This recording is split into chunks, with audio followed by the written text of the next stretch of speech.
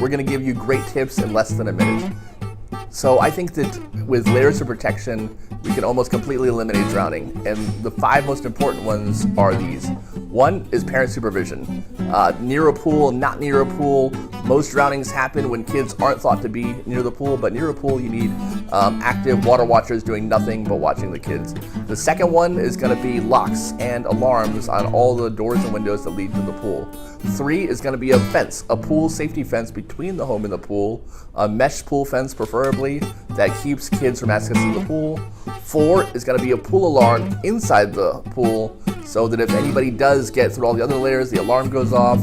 5 is going to be some kind of swim instruction, and 5.5 is going to be CPR so that if all the other layers fail, at least you have CPR to keep you safe. So that's it, under 60 seconds, what you need to keep your pool safe.